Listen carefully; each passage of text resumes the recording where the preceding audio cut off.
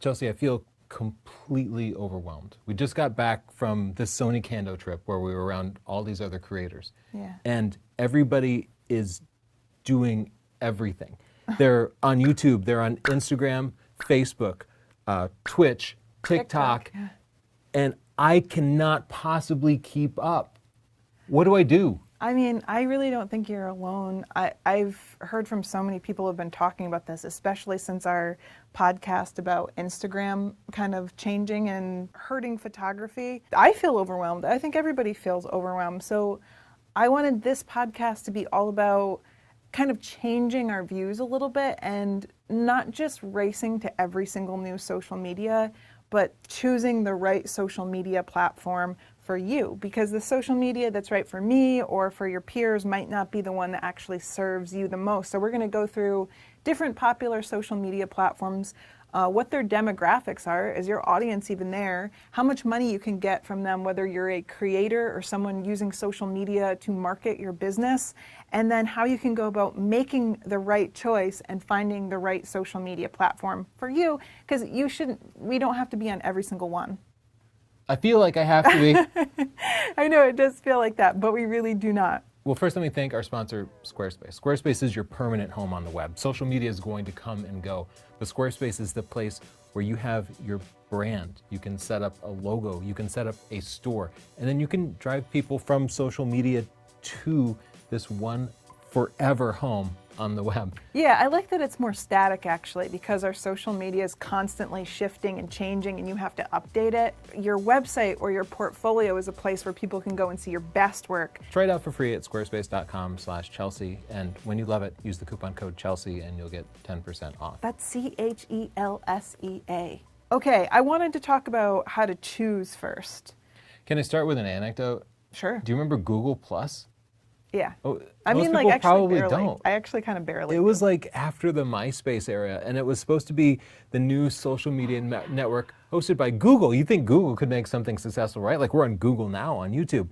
And they got Trey Ratcliffe, very famous HDR photographer, landscape photographer at the time, and they specifically were bringing in all these photographers. And I had so many people saying, you need to get on Google Plus. Why aren't you doing more on Google Plus? And I just thought, I don't feel like this has legs. And I didn't want to invest. You weren't feeling it. Yeah, I didn't want to invest my time into something that wasn't going to last. And then, whereas Google Plus now, it's gone. They completely just shut it down. Yeah, but let me offer the counter to that. When we were first getting into YouTube, people were saying they didn't think it had legs. Like being a YouTuber was a joke because it wasn't a real job. Yeah. I remember when we went to events and it was, at that time it was like bloggers and traditional press journalists, and YouTube was just kind of like, this isn't going to be around. Kind of like TikTok now. I feel like people take that view on TikTok. Right. But it did stay around and it did end up being a valuable platform. And I remember people reaching out to me and being like, shoot, I wish I had gotten in early on YouTube, so now I'm going to jump to this new platform early, or I'm going to jump to that new platform early. So there's like panic. Yeah. You don't want to miss out. You also don't want to keep investing your time in everything, right? So all you have to do is accurately predict the future. Yes. So why don't you tell us how to do that? I cannot tell you how to accurately predict the future. I cannot do that. I do have an idea and something that I try to do that I hope brings some of you some clarity and some peace, and that's that I try to like separate myself from the rat race, try to not be always just competing and think about what I want and what I need, and that has served us pretty well. We're doing okay. So when you're choosing, I want you to think about what your goals are. And the first thing is, are you there for marketing for your business? Are you a wedding photographer trying to appeal to clients and get more clients? Or are you a content creator who's trying to make money from the content that you're posting and get advertisers, sponsors, and make ad revenue from the platform itself? That sounds like an influencer. That's more, well, a content creator or an influencer. Yeah. If you could do both also, you could be marketing your business and you could be a content creator. That's what we do. A lot of people don't realize we started first with a publishing company. Tony has written like 35 books before we started our business with huge publishers, and we decided to go out on our own and then use YouTube as a marketing platform. And now we do both, and It's fun to do different things. But the messed up part is people don't know us as the author of all of these books. They know us as like YouTubers specifically. Like that is Yeah. the power of social media. It massively overpowers the 25 years I spent writing super long books. It's bigger than that. But would you rather spend a year writing another book or make 7 videos per month? Oh man, I don't know. Writing books is hard. Anyway, we're a little off topic. You have to choose if you're marketing your business exclusively, if you want to be a content creator exclusively, or if you're doing a hybrid thing like we're doing and a lot of people are doing, because that's going to help you make a more informed decision. So then you have to know your goals. Are your goals that some people want to just be a viral sensation? And there are certain platforms that I think are better for that right now. Some people want to drive sales. They either want more clients or they're trying to sell preset packs, or maybe they have a how-to photography book like these 2 people here. It's very good. It's got 5 stars on Amazon. Or maybe you're selling workshops. You're a photographer working full-time. You're also teaching workshops in Iceland or around the world. You have to know what the point of all of this is so that you can more intelligently make choices, right? And I think you have to question, are you short-term or are you long-term? Are you trying to push a preset pack for holiday sales and you need to get it up in 1 to 2 weeks? If so, you probably want something that's going to blow up and be viral. Or maybe you're like us, where we've had a decade-long relationship with you guys on YouTube. It's a long-term relationship where doing something flashy and silly to go viral could actually hurt us long-term. Like it might discredit us a little bit. So yeah, we're a little more serious than silly. Yeah. Yeah, we're not cool. No. But we're going to teach you, that's for sure. So you'll need to know your goals. Are you trying to go viral doing a dance? Are you trying to get clients? Are you trying to get credibility? And then another thing to consider, who are your clients or customers or audience? If you are going for a viral thing and you want to be more of an influencer, be known just for who you are and not what you're creating or making or your business, there are platforms where that's going to make more sense. We're going to go over each platform and what we think they're good for. If you are a wedding photographer and you know that your clients you want them to be local specifically, then you're going to be thinking about specific social media platforms and ones that are local, like Facebook, for example. We want to teach internationally, so YouTube made sense because it's longer format and stuff. So who are your clients? Who are you trying to reach? Who are your clients now? And which social media is going to bring those people to you? And so we're going to provide all the demographics of each social media so that you know who's there. Why don't we start with Instagram? Yeah, so Instagram, I wanted to start with that one because it's been kind of controversial. It used to be mostly about photos. Now we're moving to Reels. People are feeling somewhat discouraged. But I think there's still a lot of value there if you're just thinking clearly about what you want to get out of the deal, right? That's one of the challenges I have. Like I can't just decide to do Instagram. I have to decide, am I putting up still photos? Am I doing stories? Am I doing Reels? They want you to do all of them. Yeah. On one platform, I have like 3 different formats I need to think about. See, I think Instagram is actually kind of a good one because it allows you to communicate with the audience in different ways. So I can post pictures, which the engagement might not be high anymore, but if there's a potential client looking, or if there are advertisers looking at my page, they can see what I've presented so far, what the engagement is, what my photos look like, what my niche is. And so I have had advertisers come to me and say, like, we like your wildlife stuff.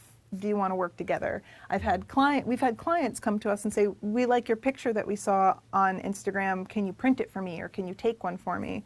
So the engagement might not be as high, but that doesn't mean that the value is gone.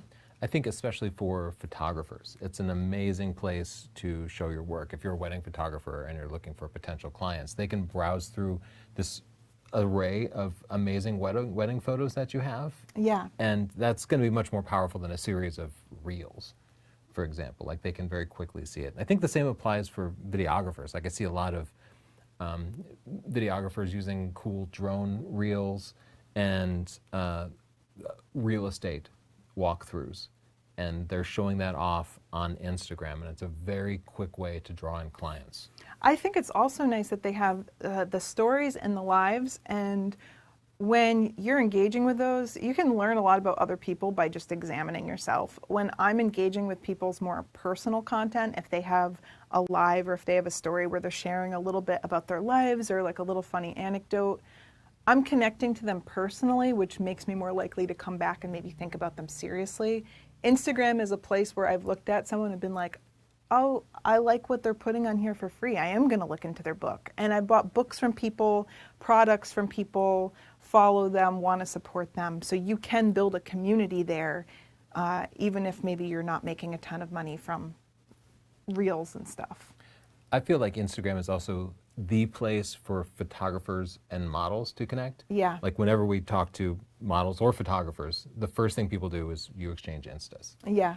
right away. That's true. It's assumed that you're there. They don't ask for emails anymore. Even. Well, listen, this is also split by age because younger people exchange snaps, their Snapchat. True. Which I'm not. We're not even going to talk about Snap. I'm not even. Sorry, guys. I'm like too old for Snapchat. But I know that is a thing, and I know older people connect with phone numbers still, email or Facebook. So it does depend on your age. Let's talk about the demographics of Instagram, Okay. Speaking of age. So we have the 13 to 17 range is kind of small, which I find interesting because once you get to 18 to 24, it's a lot bigger than I thought it would be. Maybe people are lying though, because if you're 15 and you put down that you're 15 on Instagram, it limits what you can do. Oh, that's true. That's a good point, Tony.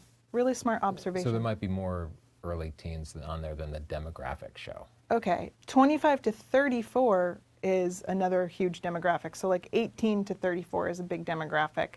And then we have some fall off at 35 to 54 and then very small 65 and over. When I look at these demographics, what I think of is that 25 to 34 seems like a pretty prime age for a lot of things. That's a demographic where you're starting to get more money, you're starting to get married, you have pets, you're starting to get your first home. If you're doing real estate photography, wedding, engagement, pet photography, these people are at an age where they're starting businesses and things. So if you're doing like inspirational content, there's a healthy demographic here for that stuff. It also makes me think in the older range, a lot of people ignore the older demographic. I don't think that's a smart idea. First of all, those people have so much knowledge. They're usually very generous with their time and they're usually really good to engage with, but they also are retiring and usually have some disposable income. So if you're thinking about stuff like workshops and tours, those are probably your people. And they also might be, paying for family photos and things like that. Okay, what about creators and influencers? Can they make money by posting their content on Instagram? Yes, so they started doing reels and bonuses and paying content creators. So there is money to be made there as a content creator, even if you're not selling your own stuff. But I have not done that personally, so I can't offer any personal feedback on that. I did it, but I haven't actually made any money yet. I saw a lot of people haven't made money, or it was a very small amount of money. It was also very inconsistent. So some people were making a decent amount of money. They were getting bonuses on their reels. Other people were making like $1 per 1,000 views or something. It could be very low. But aside from what Instagram pays you, again, I feel like there's a good click-through for people willing to shop from Instagram and go onto your page, click your links, buy your whatever you're selling. I think there's good shopportunities there. I'm sorry, I said a pun to hurt Tony's feelings. Let's talk about Instagram's parent, Facebook. Yeah. Sibling? Parent seems appropriate. Okay. I was surprised going into this that I was feeling a little better about Facebook as I did some research, because I think of Facebook as first of all, I have a personal beef with Facebook because we built a big following there and then they throttled our views and they're trying to make us pay for our own followers to see everything. Yeah. So we kind of neglected it. Yes, and they were really pushing video for a while. So we started taking all of the videos we made for here and also posting them on Facebook. But they were paying us almost nothing. Yeah. They were doing some weird math with the views where they were highly exaggerating the number of views. And Yeah. so, we'd get 20,000 views and we'd make like $5 from it. They were. It was to the point where we just stopped posting videos on Facebook. We did, and also when we were sharing, at one point, when we were sharing external links to YouTube, they were throttling the views on those posts. They didn't want to send people out of the site. They didn't want to send people out. So we were frustrated and we stopped posting. But what happened when we stopped posting our videos there? Our parents, both sets of parents, said, "You guys stopped making videos, huh? Like, what are you doing now?" They just thought that we stopped doing our job. Yeah, our parents didn't know we were on YouTube. They only knew us from Facebook. Yeah, that's how they knew us. And that was a light bulb moment for me where I was like, oh, there's a large demographic of people where they're getting curated content on Facebook from all other social media. I want to talk about the Facebook demographics. Wow. I'm actually surprised there's so many young people on Facebook. Well, I have some personal insight into that because we have a daughter who is 18 and she and her friends are on Facebook, but they're very inactive. And I asked them why they're there and they said to spy on their parents and see what they're posting about them. So they might not be there for genuine engagement. I think they're trying to see what their parents are saying about them. The 18 to 24 range is pretty sizable. I do think people still hang out on Facebook a lot. You have to consider what's there as well. Have you ever gone to look up a menu for a restaurant and it's on Facebook for some reason? A lot of restaurants don't have a real website. I mean, they need a Squarespace. They absolutely do, but they just rely on Facebook entirely. I know a lot of businesses rely on Facebook like it's a website. Mm-hmm. I think that sends a lot of diverse traffic there. There's this pretty big demographic of 25 to 34, which doesn't entirely surprise me. But then if you look at the older demographics, like 45 up to 65 plus, there's a healthy population there. And I think that that's a good demographic to have access to. These are also people who are local. It caters to a more local region. So if you're looking to do senior portraits, you're going to have a lot of success in places like Facebook Marketplace, your town group pages. We have group pages there for our book and for our books, actually, for all of our training. We have group pages there where people communicate. I think Facebook groups are fantastic and unique. It's so much more powerful than a hashtag. You actually get to know the people in the group. And our group has 40,000 people in it? Some very large number of people who are actively working on their photography. Yeah, and I can say anecdotally too, when we post pictures on Facebook, a lot of people ask us to do photo shoots for them. Full disclosure, we don't do that full time by choice, so often I refer a lot of people out. I have a few photographer friends who will say, I don't do weddings, you can go to this person. I don't do this, you can go to that person. But we did just get commissioned for some stuff through Facebook where we took those jobs. And when we're walking the dogs, people in the neighborhood whom I don't know will roll down the window, they're driving past and they'll say, "Hey, I think I saw your picture on Facebook." Yeah. And I was like, I didn't even put the picture there. Yeah, actually. But somebody else reshared it on Facebook and they found me and they said, "Hey, I want a print of that." Yeah, so I'm making sales through Facebook even though I'm not engaged in Facebook actively, but it probably means I should be engaged in Facebook. Well, if that were our goal, going back to what I said in the beginning, our goal is not to sell prints or to get more photo clients. Yeah. I mean, we pick and choose. We're lucky. We get to cherry pick. I'm going to do a senior portrait this month because I want to. It's because there's something that I want to have an experience with.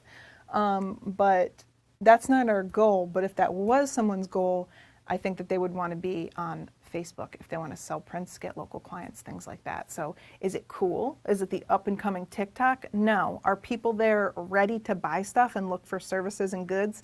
Yes. Let's talk about being a creator on Facebook.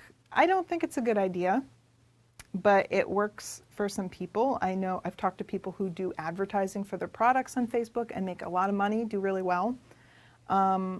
It was really difficult for me to find what every single platform paid their creators because it varied a lot, but I saw 50 cents to $6 per 1,000 views on Facebook. My experience has been nothing close to that. No. We have not made... It was inconsequential. It was not even worth the effort to click upload. We're not actively posting there all the time, but I just got an email from them and it was they paid us 40 cents. So... But it doesn't necessarily have to be that hard because people on Facebook are used to just seeing recycled content. So if you're making something for TikTok, you could just stick it on Facebook. Yeah, I think that's one of the pluses. You also can just automatically post from Instagram.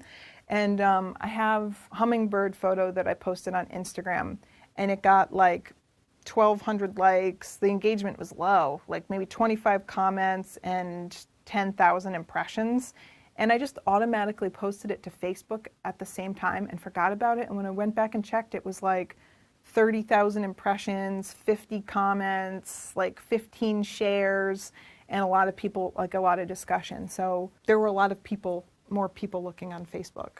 And I have been ignoring it. So sorry, Facebook.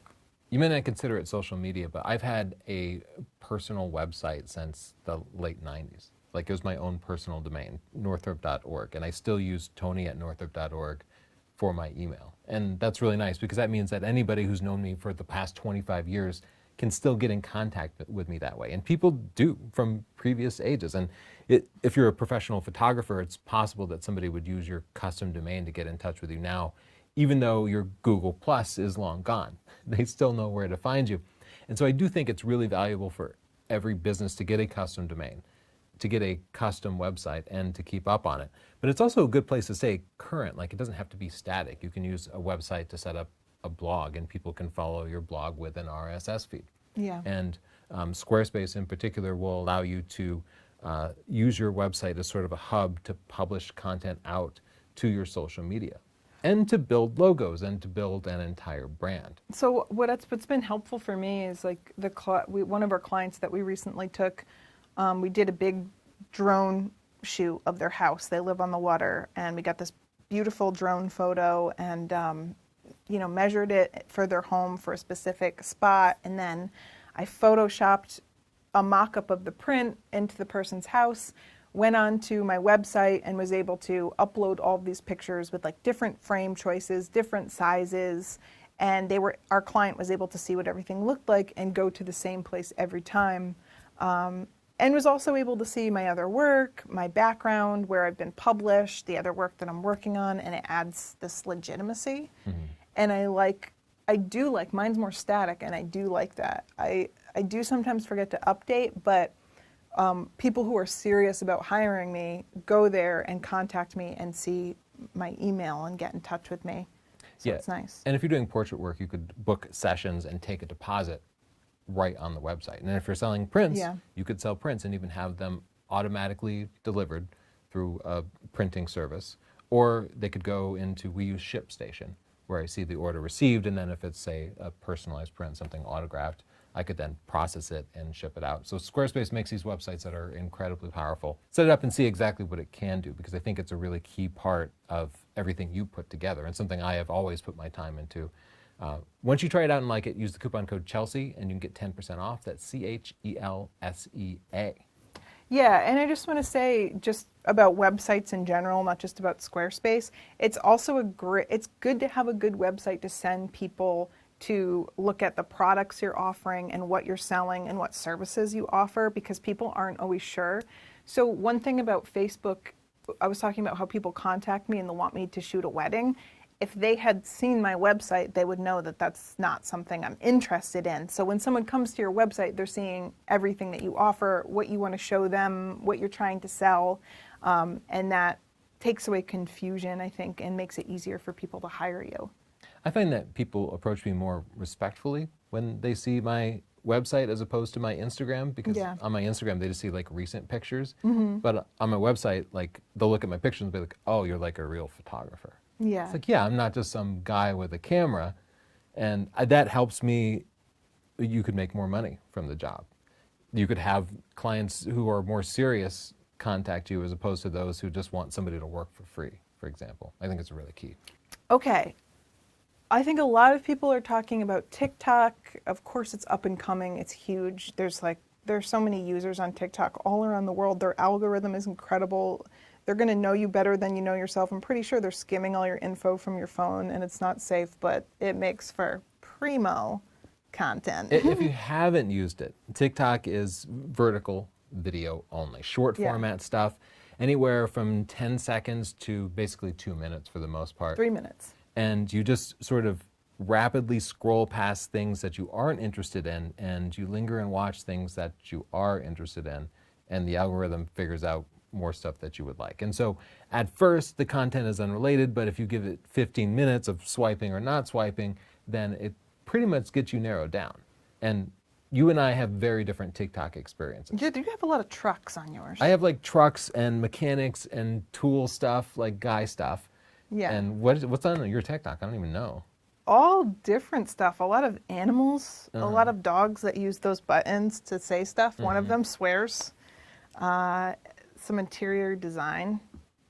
One thing's for sure, a lot of people are making a lot of money on TikTok. And there are a lot of videos that have hundreds of thousands of views. Millions, yeah. Millions of views. And a lot of those are sponsored content too. And people are making hundreds of thousands of dollars per post if they're really big. So there's a lot of potential there to both make money as a creator and to sell products and services by simply reaching a lot of people. Yeah, I think people used to think of it as the dancing app because Charlie D'Amelio got really big and there were a lot of people who would, dance and do trends like that. And it's really branched out. There's a lot of photographers there now. There's a lot of everything there. If you can think of a hobby or an interest, it's on TikTok. But the thing... And you can go to Tony and Chelsea at TikTok. We have our own TikTok, which is not good. But you can kind of see our mostly failed efforts to try to engage on this platform. Yeah, it's been really humbling. You know what I find interesting about TikTok is that it has its own flavor. So if you just try to bring your energy from another platform to TikTok, it doesn't really work. They have specific music and trends and tempo, and you have to kind of get a feel for the app before you jump in. The demographics are skewing very young, so you can see the 18 to 24 section is the largest demographic. Oh, this platform has nobody under 18. That's interesting. Oh, yeah. Well, I'm making the point again that there were a ton of people 17 and under on there, and they simply lie about their age in order to get on the platform. Yes, of course. It is a young demographic, It's though. very young. 25 to 34 is the next largest, and then 35 and over is pretty small. Not a lot of older people there. It's not a good place to market your photo excursions or your $2,000 glossy prints, but if you're selling Shein or the latest mascara, it could really, really blow up. I mean, that is true. I think I have seen a lot of beauty products on there and a lot of budget fashion specifically, but I wouldn't limit it for two reasons. One of them being that people 18 to 34, I mean, the 25 to 34 demographic has, like, they're mature enough to have interests in line with us, right? Yeah. And then the others are going to grow up. But yeah, you consider that it's a younger platform and that it's, I think, more niche. And what I've heard from people, even people that have very big social media platforms, other places, and they try to come to TikTok, it's very difficult to make money from views alone. My personal experience has been that it also seems difficult to get sponsored or ad content on there because as soon as I see something's an ad, I just scroll. And then when the next time I see that person's face, I'm more likely just to scroll past. Yeah, I think people aren't as accepting of sponsored content as they are on YouTube, where just about everything is sponsored and you just kind of live with it.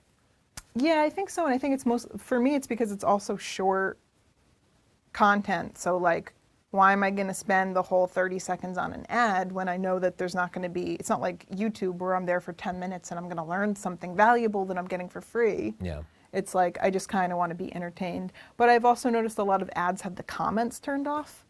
Like, I'll go to look at the comments and read the comments because sometimes those are funny and they just turn them off. So I don't know how people are doing. I have heard people have gotten a lot of views on a video that does have the ads turned on and they only made a very small amount of money. So I'm new to it. I'm not good at it. I'm not going to say I have sage wisdom about this, but I will say it's a very young demographic. It's short format, which I think makes it difficult to really pack value in. So we'll see. I'll say I initially did not engage on TikTok because I thought, even though I am an expert dancer and choreographer, Yes. I didn't think that was my brand.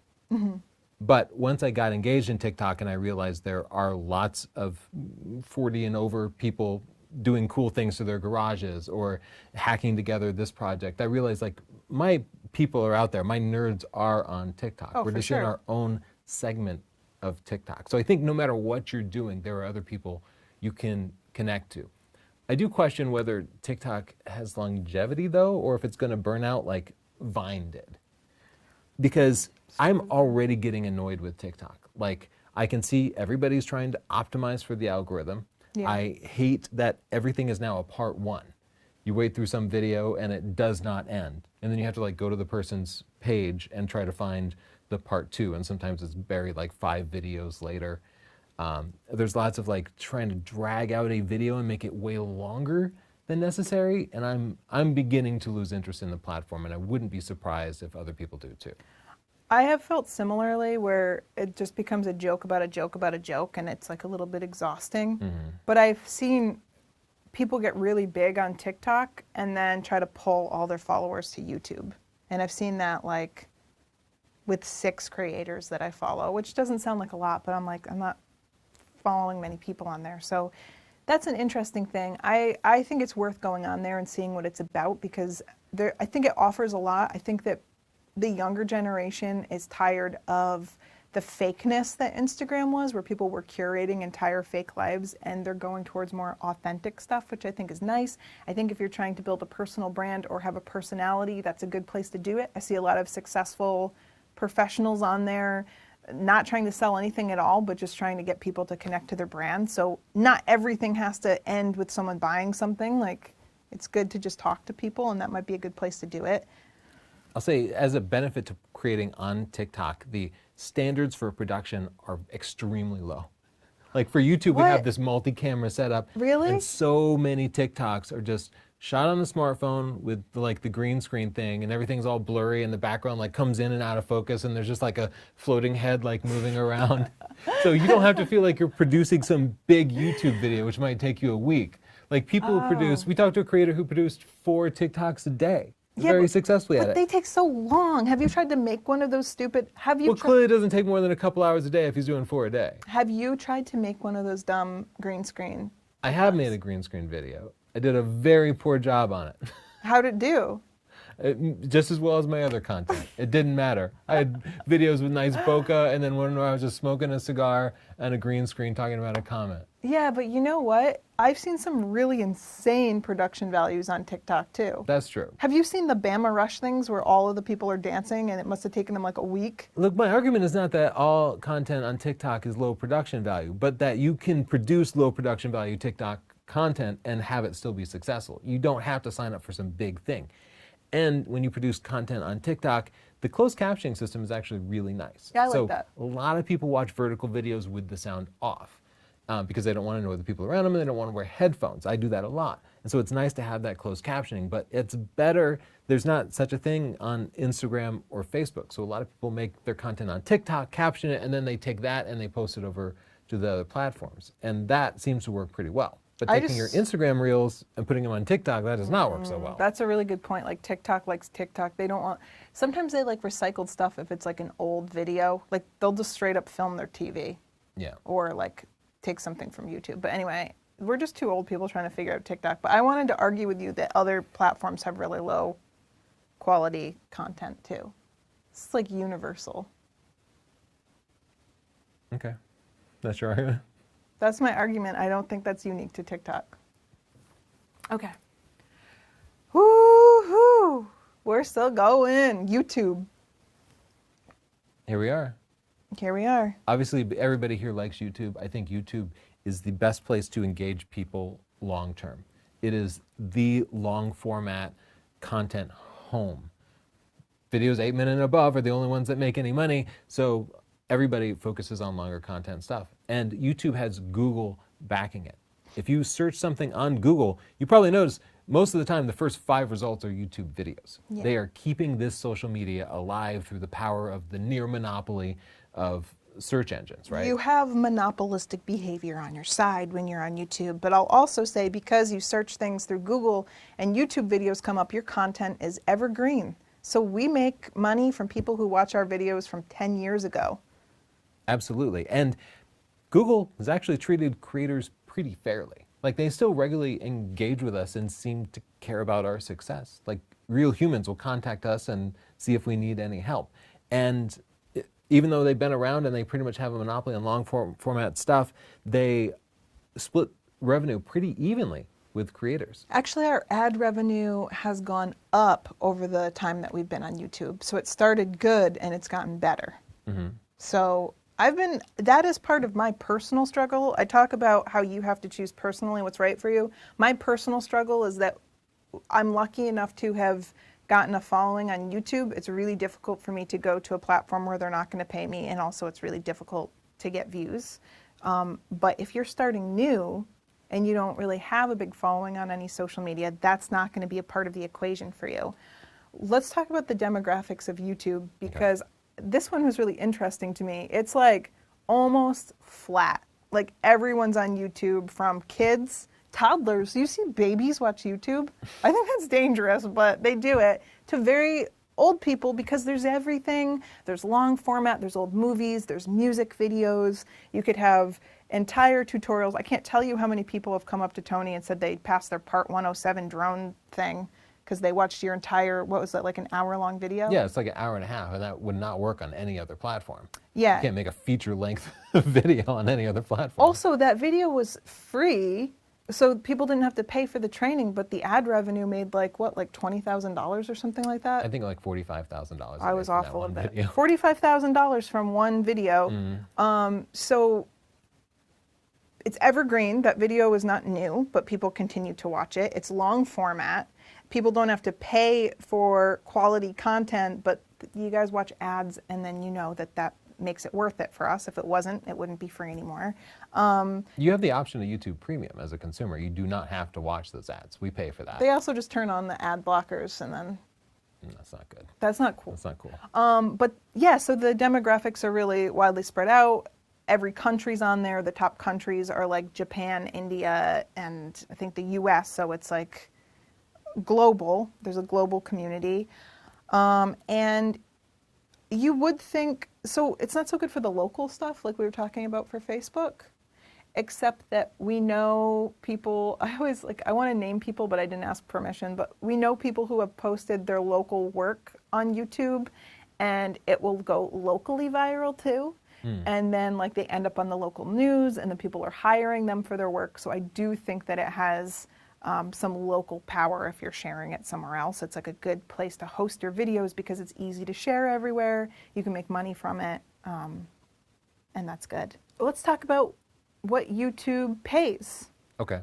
Like I found people saying $5 to $7 per 1,000 views, but I will tell you from an insider perspective that how much you get paid, like your CPM, clicks per, what is that, clicks per 1,000? 1,000, yeah. So that's how many people view your ads.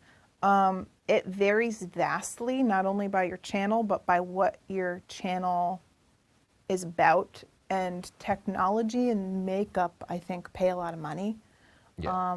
Crypto pays well, but kid stuff, like baby stuff, doesn't pay that well. Yeah, certain stuff is not going to pay really well. I know people doing the same exact thing of us, and for some reason their CPM is lower than ours or higher than ours. I don't know why that happens. As a content creator, I think YouTube is actually still where it's at. They treat their creators really well.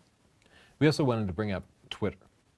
But Yeah. I do not think Twitter is a great place for influencers or creators or photographers or videographers. When I post stills or video there, I get almost no engagement. And to the point where I just don't even bother anymore. I pretty much would put it on Instagram only or TikTok. I still use Twitter sometimes when I either feel like I have a little joke I want to make, or if it's something about the community where I want to involve people. Oh, and you do polls. I do polls. I will reach out to camera manufacturers directly or say, hey, everybody, Canon's doing this. Like, let's contact Canon and let them know what we think. I think it's good for that sort of communicating directly to brands, but I never considered myself any kind of Twitter influencer, and I don't see the benefit of that. When you are on Twitter, you are a part of a community where people want to talk and network and share ideas. It's because of Twitter that we've been able to connect to people like Roberto Blake, who has an amazing amount of information on YouTube as a social media platform, by the way. If you go to Twitter and follow him, he's always sharing stats and insights. I go there for people like him. So I think that there's value to Twitter. All right, let's talk about the demographics. I was surprised. It's pretty young because 18 to 29 is, 30 to 49 is the next. And it's got a pretty good distribution, I think. Do you go on there often, though? No. I go on there for like 2 people. Yeah, every now and then I'll see a notification from it, and maybe I go on there like once a week and I'll scroll through a few things, but I don't spend much time there. Okay, so I'm already exhausted just going through all this social media, but like, we're not done. Like, Vero and Be Real have both popped up, at least to me, in the last couple of months. Vero being, they're saying, hey, we're the new Instagram. We're like photographer centric. And I went there and it turns out I had an account from like 2 years ago. I always go to every new social media and at least claim my name, even if I don't end up engaging, because I don't want there to be some other Tony Northrup. Yeah, because I'm Chelsea Northrup on Twitter, and that's like not cool. You didn't get there fast enough. Yeah, you got to get there, at least claim your name. But I don't know what's happening on Vero, and I don't know if I want to put my time into it. And I did try out Be Real, but nobody in my family wants to follow me on Be Real because they probably don't want to actually be real around me. I can't be real around you. You're too judgmental. No, I was kidding. I'm the So only thus person. I don't feel engaged with Be Real. Well, so I don't think it's really, so it's going to be ever changing. I don't think it's about the specific new platform, but I do think it's about considering the things we've talked about. What's the demographic there? What are you hoping to get out of it? Are you marketing? Are you making content? Are you willing to commit to getting in early and actually creating the content needed? I was talked into Vero, and I will just tell you that at first people were very excited I was there, and I got some pretty good engagement. And the last picture that I post got 0 comments and 0 likes. Okay. And the one prior to that got 7 comments and 124 likes. And the first one got 205 likes and 33 comments. So they started excited to see me there on the platform. They're already over it. I wonder if they just got some publicity because of the Instagram news, but then it faded out quickly because it just wasn't engaging enough. I did start sharing books, and that could have scared people away. But anyway, consider what your objective is, what you could get out of it, and if it's worth your time, because if you're a business owner, I know you're already swamped with other things. You're doing business management, all other types of marketing. You're actually practicing your craft while doing billing and all this other stuff. So I know that your time is valuable. Consider that, and consider which one works best for your goals. In the comments, I'd love to hear what people are having success with and what they're failing at, what time you feel it is, what platforms are worth putting your time into and which you think you're just going to skip. And I'll say one thing you should definitely put your time into is setting up your own personal web presence with your own brand. This is going to be something permanent that doesn't come and go as different social media companies succeed. And the right place to start is squarespace.com/Chelsea. There you can set up a store. You can take appointments from clients. You can sell prints or other types of merchandise directly. You could set up a blog and keep in touch with people through RSS feeds, completely independent of any social media. And it's actually very simple and very beautiful. So try it out for free at squarespace.com/Chelsea. And if it works out for you, use the coupon code Chelsea and that'll get you 10% off. That's CHELSEA. Thanks so much for listening to the Picture This podcast. You can also get it wherever podcasts are available if you want to listen. And we'll see you next time. Thank you. Bye.